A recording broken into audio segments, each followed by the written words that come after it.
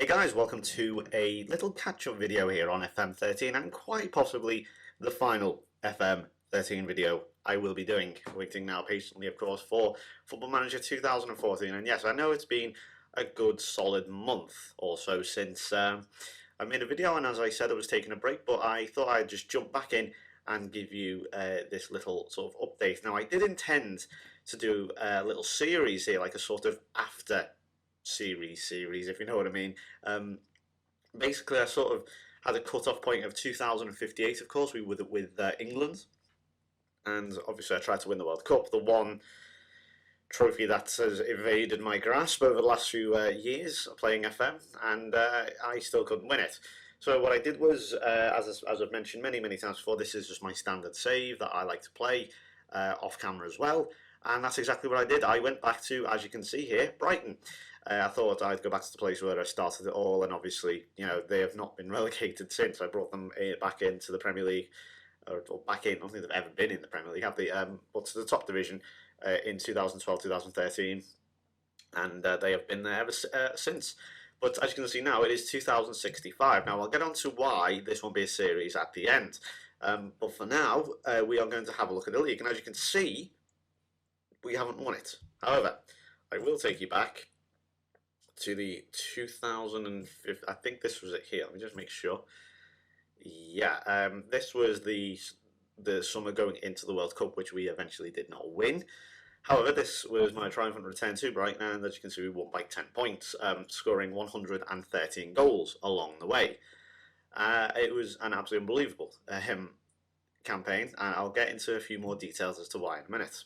However, we have a few more years, which we then went on to win it again, this time scoring 100 goals, only conceding 50. Obviously, that's a little bit more than Arsenal, but we still beat them just by the 1 point this time, very much more of a close run thing. 4 points was the gap. This time, Manchester United winning their first title for God knows how many years. So a good while, yeah, and obviously, as you can see then here, went on to win it for 3 more times before losing out to Chelsea. West Bromwich Albion, as you can see as well, in 3rd place in 2064. We'll get to that in a minute. But Man United winning their first title since 2039. They've been very much so sort of taken I guess, sort of a Tottenham/Liverpool role over the last few years. Sort of, you know, not that great, but still good enough to do a bit of damage to you. Sort of. I think they've won the Champions League at some point as well. But as you can see, we went on to win a few more times. Man United therefore slipping out of the Champions League spots. The same old teams, you know, going up and down. Kettering now are very sad news, of course, here about their being landed up for well, in football terms, especially in Gareth Bale terms, a meagre £58,000, which is ridiculous. I don't know. I mean, I actually did consider going Kettering as a sort of homage to them, you know, taking over after this. But again, I'll point out why I didn't at the end. Chelsea down in 7th, Tottenham into the Champions League. I mean, it's still this same old 7, the core 7 teams. But that was eventually broken by West Brom, as you've seen in a minute. Chelsea down in 8th, Kettering once again in 9th. There's Barrow, yes, Barrow. I'll show you. In fact, I'll show you this real quick as well. Oh yeah, look at their rise. What the hell? They were, if you're wondering, taken over by an investor, and as you can see, they actually won the FA Cup. They actually got to another final. They were in the final in 2065. Kettering also won it in 2063. But look at that, they beat Arsenal and us along the way, Mike, just want to point out, in 2060. Please tell me that's not like some sort of, what I was going to say, that would have been like the 200th FA Cup final or something.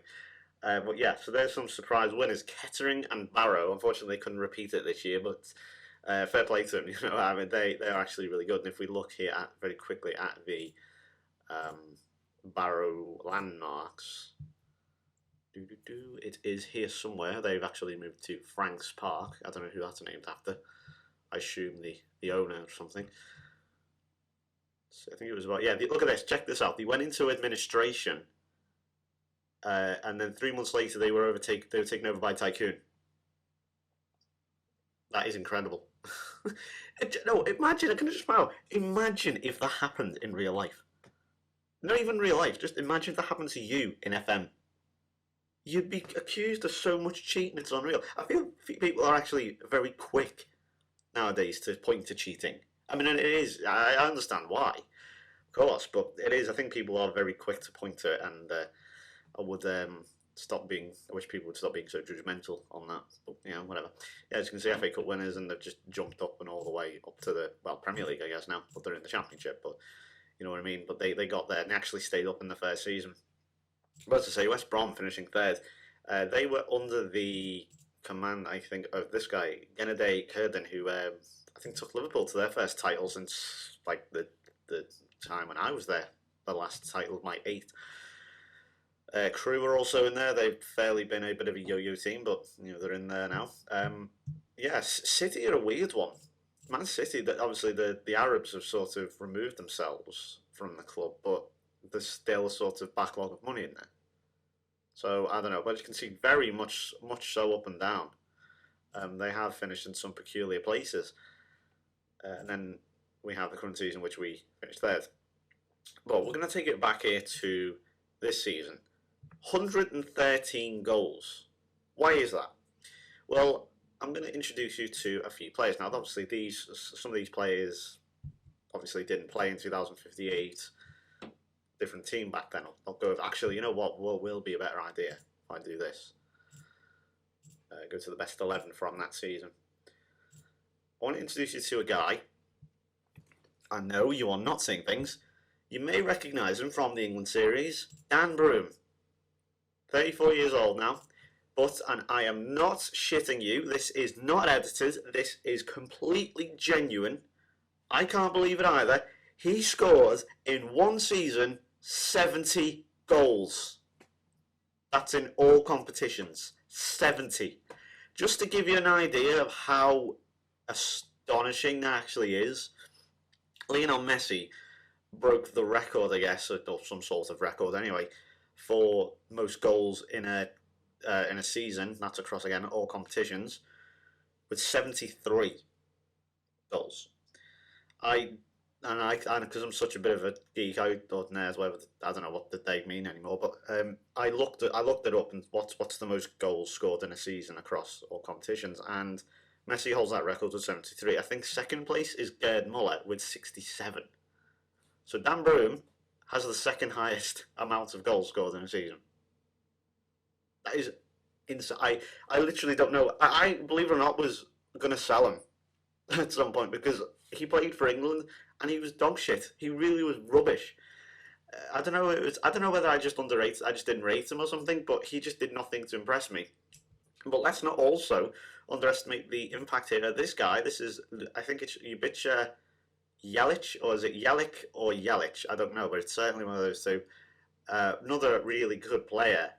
Brought him in this season, or that first season. Sorry, no, he was actually already there. He was a new signing from the previous manager. So he was like a new signing to me. I also brought this guy in on loan. He's really lost it for half the season. Called Lucien Job. He actually did a decent job. We also got here Lucas Sedlak, who made 54 appearances, 21 goals. Not bad for a winger. I just realised I need to actually explain pretty much all these plays to you. These are just, I know it's crazy. I've known them for so long now, for a good month and month and a half. There's Steve Ahmed. You may remember him from the England save. Again, obviously these ages are not reflected in 2058. They were much younger. This guy, Mickey Gemmell, I think you might recognise him. He's gone to to Charlton. He scored I think the second best goal of the World Cup. So fair play to him for that. Vitali, I think it's Arseny, which is a great name. Portuguese winger, very good player. And we also have this one here. You may remember Fraser Hughes, who has unfortunately retired now. You may remember, so he was good, he's really good. But we've also got Roberts here. Welsh lad, good player, very good player. And he was that good, I actually shelved out £39 million for him. I then realised, I thought, why have I just shelved £39 million for a defensive midfielder? That is a bit suicidal, that's a bit mental. Well, it turns out he's one of the most consistent players I've ever had in any football manager. He is unbelievable. Think Makaleli meets, oh God, who's the next best EMC? I can't even think of one. My mind's just gone blank. Never mind, but you know what I mean. Look at them average ratings, though. I mean, usually, when you look at season review stats, if you know what I mean, like overall comparative seasons, usually they're very very harsh. You know, you always see a lot of people on 6.6, 6.7. Look at this though. 7.3, 7.6. He has got his fair few assists as well, and he gets the odd goal. He's excellent, he really is. Also got here, I think it's Chetan Chelik, which is now at Inter. A player who I kind of underrated actually. He's a lot better than what I actually thought of him. Yeah, so there's that. Then we then have next player to bring in here. Any more players? We have Romal Petit, who's now at Lazio, good player. He was young at the time. Gerardo Alvarez, who fortunately did not make it, and that is a terrible condition. Look at that, dangerous. Paris McAvoy, remember this guy? He's now a manager. I saved this guy's career. I'm just going to flat out say it. He was released, he wasn't getting any games at Nottingham Forest, and I thought, I remember him from my England days. I'm going to buy him as backup, and you know what? He was fantastic. He really was. He was, honestly, over the last few years, he has been terrific for me. I also brought in another striker. This is one of the more strikers I'm really proud of. He's not break the bank exceptional, but you know he's still very good. He's called Denis Yanni, and ironically, actually, I had Jelic and Yanni up front. One was Croatian, and the other is Serbian. Now, obviously, I'm not too pent up with them sort of Central European nations. I'm not too familiar with how the rivalry is with them. I think I did a quick Google search and found there was a bit of a rivalry, but you know, I imagine it'd be the equivalent of having an Englishman and a Scotsman up front or something. So, but Broom here scoring just the paltry 50 goals this time. He also holds the record for the most goals scored in a league. I think he broke the record set 50 years ago. In fact, on this game, obviously 50 years from the 60s. 2060s, that is. Remember a player? This will test your memory. Neil Dudil, or Dudil. I don't know I still don't know how you pronounce his name. He held the record. Jelic there with 39, Broom with 50, Petit on his first season with 15, Yanni with his first season with 17, Sedlak with 40. You know, so you get the idea of how good these players actually are. We also have a player I regretted selling straight away. Now, you look at that and think, what? 1.5 star? Why would you regret selling him? He sounds terrible. I bought him in for £2 million. Bayern Munich then came in with an offer of £21 million. I simply couldn't say no to that. A player who was seen as a marginal backup. He was literally not even that half the time. He was just there to make up the numbers, to be honest. But you know what? This guy was brilliant. Honestly, he was excellent. The star rating does not tell you the story at all. Very harsh on the guy. He is very, very, very good. And that was why Bayern came in, and I had to sell him just purely because of the money, you know, the profit that would be made. I thought that is, you know, I'm a businessman at the end of the day. You know, well, I'm not a businessman actually, but you know what I mean when I say that. You have to, you know, think business-like. And he was, I just had to sell him.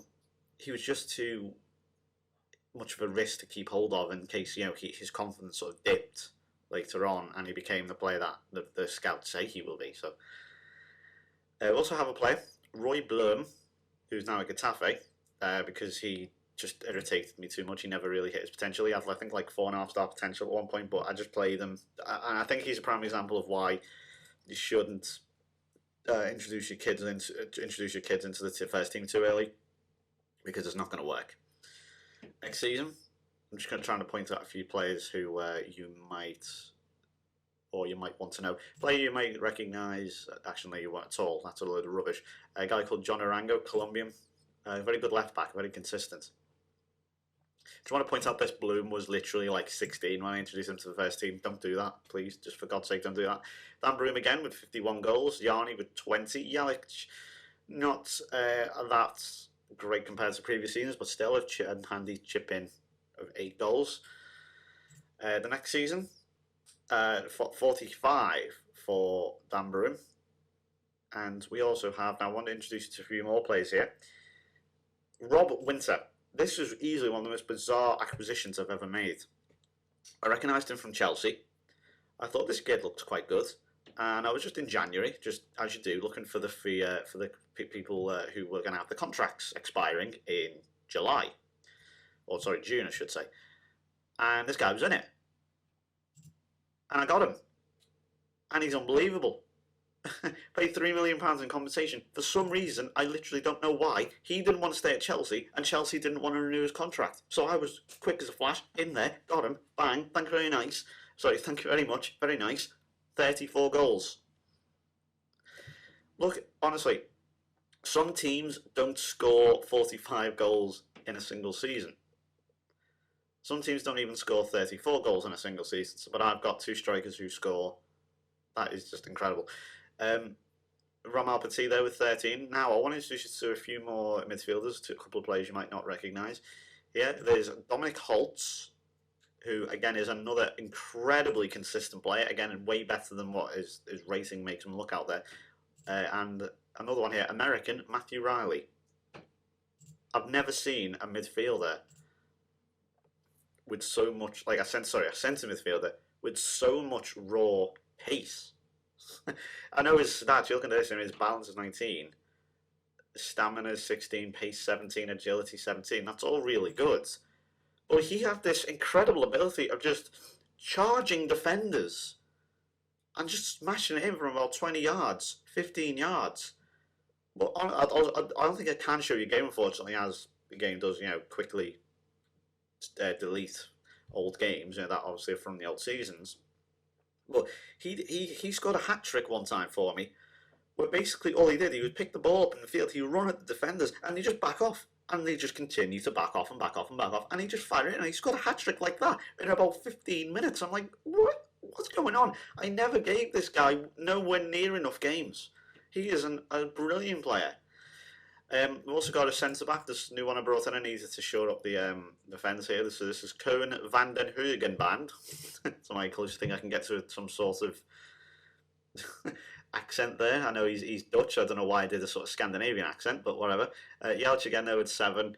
Yarni with 7. Stedlak with 5. You can start to see their influence is just going down as Broom and Winter, Petit, the younger lads, start to put theirs in there. And also, Mick Roberts, I brought him in from Liverpool for £1 million, and he's one of the worst signings I've ever made. He scored 2 goals, and I gave him chance after chance, and he let me down. Remember him from the England save? He was another failed attempt. Changed up the formation here. I decided to play an anchorman. Holt played even better as an anchorman. So I went with that. Broom again with 46 goals. Honestly, I don't know why all of a sudden he started just scoring for fun, but he has. Winter 42, and that's all we needed really. Arsene with 8, Petit with 9, Holt with 4. He's just an awesome holding midfielder, he really is. But so what allowed us to do then was Jamie Roberts to go into centre back, and he's just as good. Okay, not as good, but he's still very, very, very good as a centre back as opposed to a holding defensive midfielder. And I think that's it. Bloom, as you can see again, still not having much time there. We also have here an Austrian centre-back who diminished immensely. Sorry, that's not him. Sorry, that's a different player. I'm sorry, I'm thinking of someone else. Helbig, Daniel Helbig. Sold him off to Tottenham. I think he did. So I think he had a really, really poor match one time, and I fell out with him. I'll do this thing where I just fall out with players. I just can't help myself. So I like to shout at them. This is the guy I'm thinking of. Sorry. Vitor Borgia, he is joining AC Milan, as you can see. Brought him in as I thought, a bit of a stopgap, as a more experienced left back. He just diminished. He literally just fell apart as a player. His stats just crumbled. I don't know why, but he had some good talent, and it just fell apart. I don't know if it's because I just wasn't playing him enough, but I don't know. Weird. Last season, as you can see, I now decided to free up a bit of space in midfield and pushed Riley into an AMC role where he, again, did very well. As you can see, got 11 goals. Broom with 31 goals, so slightly coming down there. Winter with 23. I think they took goals off each other, to be honest. Yelich with 12. Yarni with 10. And here's a really interesting character. Jürgen Gutzler. He's only young. He's 20 here. I think he was 19 last season. Genuine star of the future. AML, good player. We also have here Georgios Nikolaidis, another star of the future, centre back.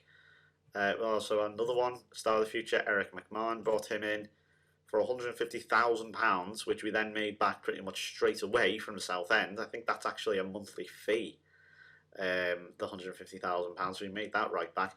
and he is another star future from Shamrock from Shamrock Rovers. We also have another backup goalkeeper here, Lorik Matoshi. Looks quite good. We also have our main keeper now. This is Jan Otten. So just a quick flash through a few other players. Also have a DMC. He's only 21 or 20 last season, I guess. He played 34 times. Another DMC, fantastic. He is basically Holtz's understudy. And as you can see, I'm starting to bring in a core of young players now. Problem is, when you do that, the older players get pissed off, and the younger players get pissed off that they are both not getting first team football. And there's a clash, and ultimately it's why I'm going to be leaving. And that's the overall best 11, as you can see. Still in there is Ronald Custers. He's still in it. Danbury, and as you can see, that's 372 goals in 460 appearances. Mickey Gemmell's in there, Steve Ahmed's in there. Remember Mohamed Attalay as well from Liverpool. Panucci, remember him. Salvini, the Real Madrid he's the Italian manager. He was the Real Madrid manager. And Davide Adami, I know you from somewhere.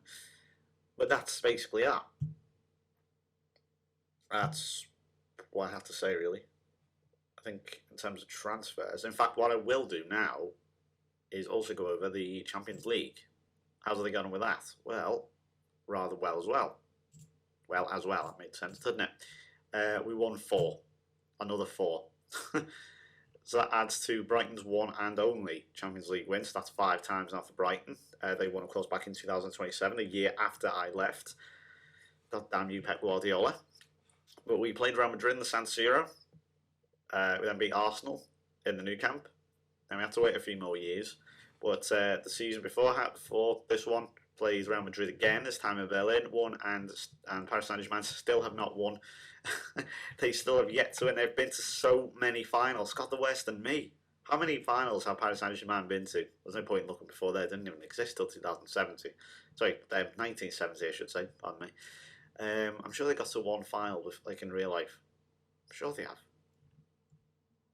Have they won? Have they won? Oh God, this is going to do my head in. Oh, never mind. Where are they? Still looking for them. Yep, 2041. There's 1, 2, 3, 4, 5. So they've been to 5 finals and lost them all. So that's 5 times Champions League winners. It's a bit good, isn't it? 11 Premier Leagues, 7 FA Cups. In fact, we'll just go over the landmarks, in fact. So Andy Foley left there. Where's he now? At Southampton, apparently. We didn't win the Super Cup, but we did win the FA Cup and the Champions League. We then won the Super Cup again, won the Club World Cup and the Capital One Cup and the Premier League and the Champions League. So what's missing there for the quadruple? An FA Cup. Club World Cup, Super Cup, Community Shield, Premier League. Then when Fraser Hughes became the captain, and then Holt became the vice captain, and then Holt became the captain. Yarni was the vice captain. I can't remember why. Premier League. Yeah, anyway, you get the idea. My staff, if you're wondering, includes Glenn Piercy. He's actually a really good scout. A very good scout. Remember him from Liverpool? He was a player who could have made, actually. He was actually played above his... He played that punching above his weight. Good assistant manager, this guy, Peter Ferguson. Don't think he's related to Sir Alex.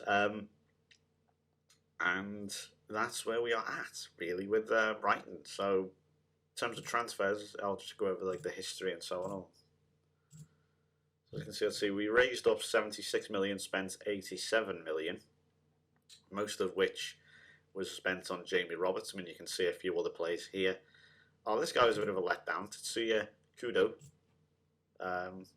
didn't give me enough time for him to play, give him first team football. He moaned about first team football the moment he fucking walked into the door. It was like walked through the door, walked into the door. Managed to bring in 15 million. Bear in mind, you had a respectable transfer budget as well, and spent just over half of that. It was like double that, I should say.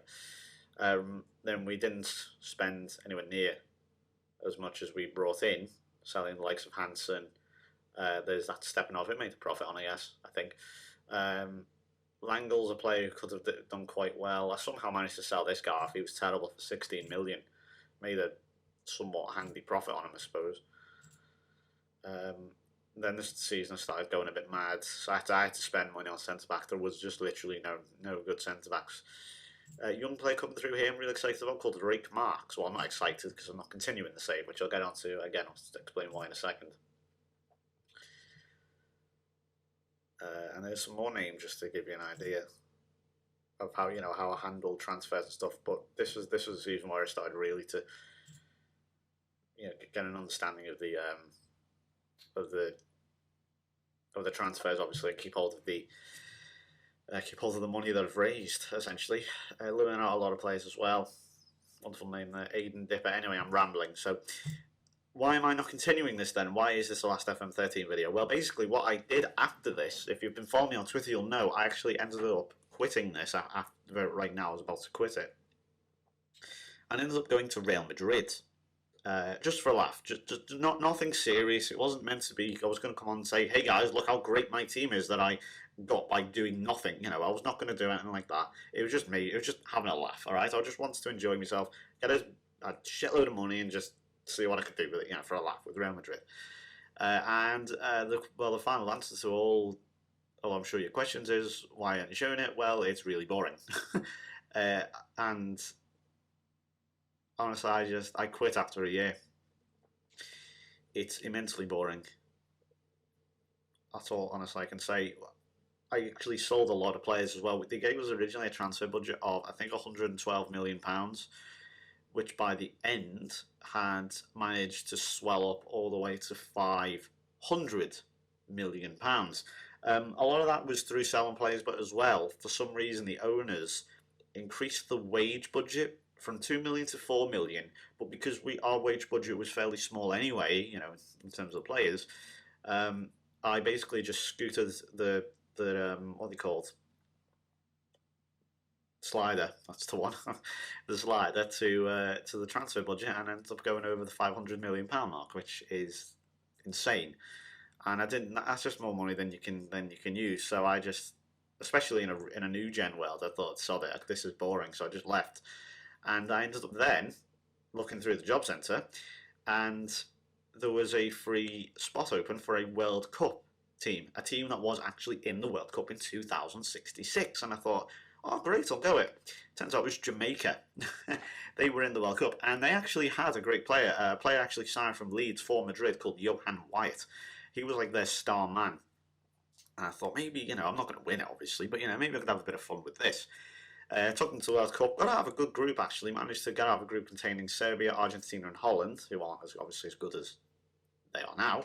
And we managed to end up playing England, who went on to win, 1966, 2066. It was written in the stars. And they beat us 8-3. 8-3. Wyatt scored a hat-trick. Fortunately, it meant nothing. And then I thought, okay, great, I'll go back into the Premier League. And then the problem, a grave problem emerged, actually. Turns out, if you go to a team, or a team that is not considered continental or world class or anything like that, you're basically not a big team, like Jamaica, that is now your level. It doesn't matter what your reputation is. It doesn't matter where you are in the Hall of Fame. If you have just managed a lower league team or a lower end team, that is now the level you're at, and the teams from around that level are going to start calling for you. I started getting job offers from teams in League One and League Two and the Conference, just because I managed Jamaica. I've just come off the back of managing Jamaica. I applied for Premier League roles, couldn't get them, just because of that. Because the game has set that now as my level. So the game was broken. I couldn't do anything. And that's pretty much it. So I'm going to leave Brighton here, and I think I'm pretty much stuck at it. Well, not stuck at it, but I'm bored of it. And you see all the new transfers coming in and stuff in real life, and you think, actually, you know what, I'd rather just start. I'd rather just start an FM14. Now, I know, obviously, you can get the LFCMarshall update and, and all that. I think which is coming out on Saturday the 7th of September, I think, or Fridays, I don't know. I think it's out the 7th of September. I don't know what day it is, but it's out the 7th of September if you are wondering, I believe. And I'm not going to be doing a series with that. I'm going to continue on with the break I'm having. This is just like an update video and a little story I just wanted to tell. So, no, if you're wondering, there's no official release date yet for FM14. They have not announced one yet. Once obviously it's been announced. We'll all know it'll be all over the place. So we'll keep an eye on that. And obviously, if you do pre-order the game from selected retailers, you can get free access to the beta, which I will be doing. So we'll be able to start the series a couple of weeks earlier than or at least advertised. So that's just going to do it for me. A little quick update thing for you here. And obviously, this was also an opportunity to test out my new microphone. So hopefully you have noticed a difference there. Thanks very much for watching. I will see you then probably in about a month and a half or so. Cheers. Bye-bye. Hey guys, I've just got a little message to tag along at the end of this video, and basically it's just a little message to let you know that at the when the FM14 videos come out, I'm actually going to be starting something to help the community a little bit. Basically, at the start of every FM14 video, I will be giving a shout out to a different person who makes FM14 videos. Now, there are a few rules and restrictions that I will talk about in a second, but basically, if you make FM14 videos and you'd like a shout out, I get a lot of messages asking for shout outs, and I just most of the time decline them because I don't want to pick and choose, because what'll happen is I'll say to this guy, yeah, you can have a shout out, but then I'm going to message off this guy and he'll say, what, hang on, you gave him a shout out but not me. So I thought I've got to have a better way than doing this. So what I'm going to do is, as I say, at the start of every video for 10, 15, 20 seconds, I will talk about you, about your videos, your channel, who you're going, what makes you unique, type of thing like that. And that will basically be the plan, just at the start of every, to help you out. I'll put your link in the description, might have an annotation on screen, something like that, and we'll see where it goes from there. However, before you go ahead and send me a message saying, can I have a shout out please, lol, here are a few little rules and restrictions that I must ask before anything else. Number one, I must ask that you have at least 10 FM videos, preferably FM13 at this stage. But obviously, later down the line, I'll ask for FM14 videos. Obviously, if you have a reason that you can't play FM14, actually, no, scratch that, just FM videos. Have at least 10 FM videos. I'm not accepting people who have just started a new channel. If you just started a new channel, no, this is quite harsh, but if you have just started a new channel, or you are going to upload videos in the next few weeks, I'm not giving you a shout because there's no content there. Number two, please do say what's your unique selling point. Why do you deserve a shout out? What is it that makes your videos unique? What is it that makes it good? Is it your narration style? Is it the team you've gone? Is it the way you play? Is it your tactics? Is it your regens? Is it something like that? Just something just to tag onto that I can just talk about. As opposed to just saying, check this guy out. He's good, something like that. Just something interesting, just to spice it up a little bit. And I think really, other than that, I'd like just as well to link what you consider to be your best video. That's what I just and I'll judge it from there. And that's really it. So I will try and get through everyone. Obviously, if you don't meet the standards, then I'm just gonna have to say sorry. But but I'll be quite lenient. As long as you have at least 10 videos up, you're not, someone who talks like this, as long as you're not really quiet and no one can actually understand you and things like that, as long as you don't talk about, don't talk like that, basically, is what I'm trying to say. As long as you have a respectable amount of quality about your videos, and if you impress me enough, I will throw it in, sure, and we'll try and get through everyone. Also, if you are going to recommend me teams, I would ask that you do that. Please do recommend me teams for FM14. I am considering several at the moment, but obviously I'm open to suggestions. But if you are going to suggest a team, again, please give a reason why. Don't just say, because I support them. I get inundated with people saying, can you go this team? I support them. That's not a good reason to go them. I'm sorry, it just isn't. What's their unique selling point? What's good about them? Is it they've got a good youth setup? Is it they've got loads of money? Is it they've got are they destined for promotion this season?